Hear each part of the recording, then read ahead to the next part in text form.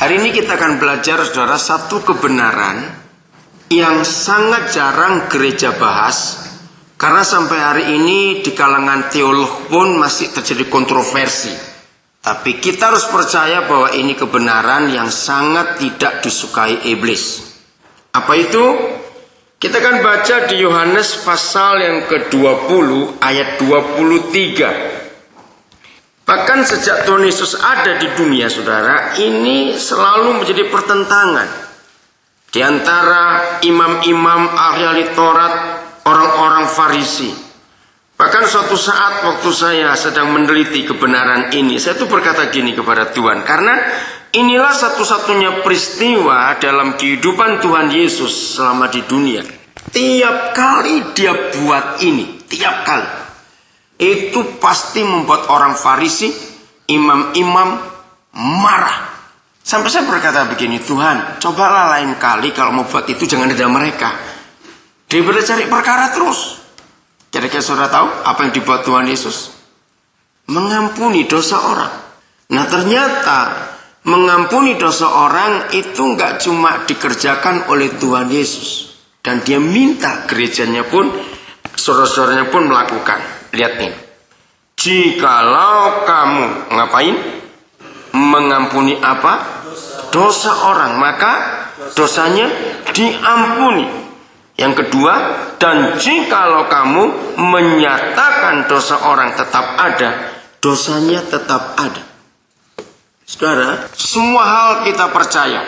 Ya, secara logika agama, ya saya katakan ini, secara logika agama, semua kita percaya apa saja kita bisa buat dengan Tuhan. Tapi satu, sampai hari ini pertentangan masih terjadi. Semua kita akan setuju dan percaya bahwa yang bisa mengampuni dosa orang itu cuma Tuhan. Betul tidak? Dan itu betul secara logika kita. Tapi percayakah saudara bahwa ini yang bicara Tuhan Yesus, walaupun Yohanes yang menuliskan? Karena ini firman-Nya. Nah sekarang saya tanya kepada saudara, kalau saudara percaya ini firman Tuhan Yesus, dan dia yang berkata, jikalau kamu mengampuni dosa orang, maka dosanya diampuni. Saya tanya balik kepada saudara. Saya tidak bertanya begini, apakah saudara mampu melakukan? Saya nggak tanya itu. Yang saya tanya, apakah saudara percaya bahwa ini firman Tuhan? Yang lain gimana? Saudara percaya ini firman Tuhan? Oke. Yang kedua, bentuk kalimatnya. Ini kalimat menghimbau atau kalimat memerintah? Baca lagi. Apa kalimat apa ini? Menghimbau atau memerintah? Memerintah. Bukan menghimbau.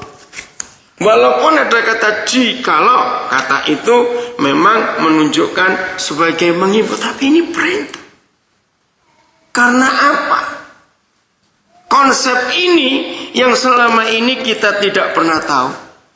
Oke, saya ajak saudara berpikir dengan kalimat ini. Percayakah saudara bahwa gereja itu wakil Tuhan di dunia? Ya, renungkan lagi. Percayakah saudara bahwa gereja itu wakil Tuhan di dunia? Betul? Nah kalau gereja wakil Tuhan, berarti dunia ini gak akan bisa tahu, lihat, kenal Tuhan kalau gak lewat kita wakil. Nah, sekarang saya ajak saudara, jangan tutup nanti ya di Yohanes 20, kita akan kembali. Ibrani pasal yang ke-12. Ayat yang ke-14. Berusahalah hidup damai dengan semua orang. Jadi tanpa terkecuali. Apa artinya hidup damai dengan semua orang? Kita disuruh apa? Ayo, teruskan pikiran ini. Kalau diminta supaya kita hidup damai dengan semua orang, itu artinya kita disuruh apa? Mengampuni. Untuk berdamai hanya ada satu cara, mengampuni. Nah perhatikan kata pertama, berusahalah. Jadi ini tergantung kita atau tergantung Tuhan? Tergantung kita. Enggak tergantung Tuhan. Maka itu tidak mungkin ada doa yang model begini dijawab. Tuhan tolong saya. Buatlah sesuatu dari hidup saya supaya saya bisa mengampuni orang itu. Didengar nggak doa seperti itu? Ayo, didengar tidak doa seperti itu? Tuhan jawab tidak kalau ada anaknya berdoa seperti itu. Jelas tidak. Karena untuk mengampuni orang bukan karena pertolongan Tuhan. Itu karena usaha kita.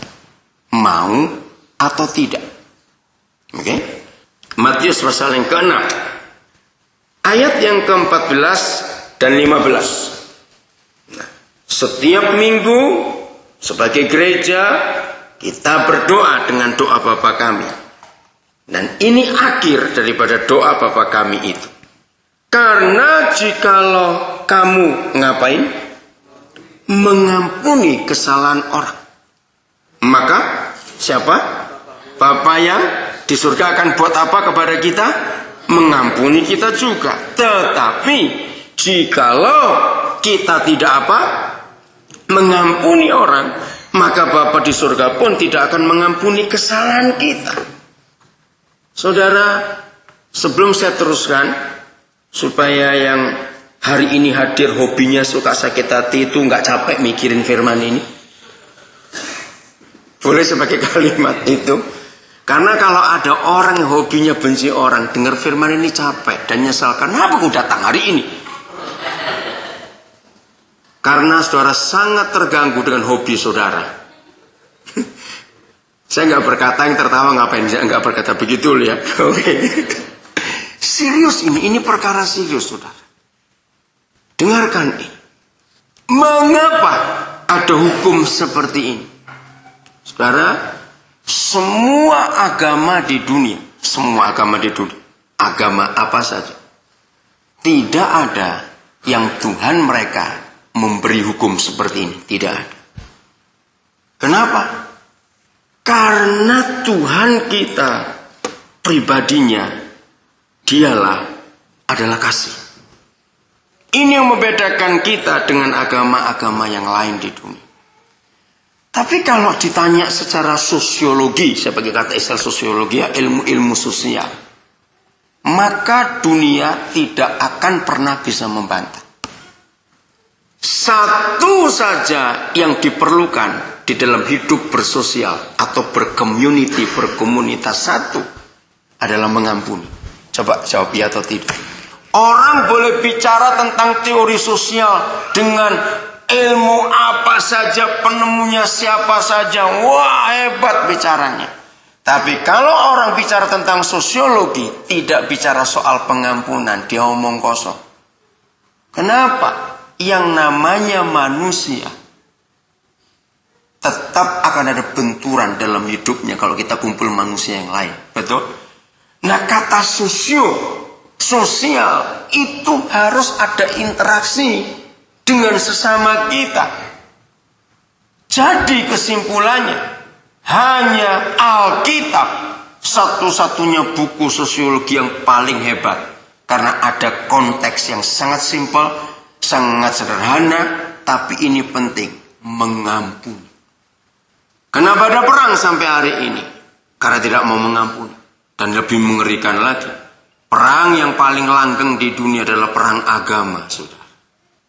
Lihat hari-hari terakhir ini, Irlandia Utara bergolak lagi. Malu kalau kita menyebut itu. Dunia sudah tahu lebih dari 40 tahun ini. Yang perang adalah orang Katolik dan orang Protestan. Yang dua-dua sama-sama punya Alkitab. Kenapa tidak mau mengampuni? Kenapa ada perceraian dalam pernikahan? Sudahlah, alasannya boleh macam-macam di pengadilan. Yang satu begini, yang satu begitu. Sudahlah, ngomong apa saja. Kalau masing-masing rendah hati, mengampuni, selesai. Siapa yang mengikuti berita-berita terakhir ini? Terakhir saya ke Sydney, saya lewat di satu jalan, ada tulisan gede. Bukan di, saya pikir itu gereja. Ditulis begini, forgiving is healing.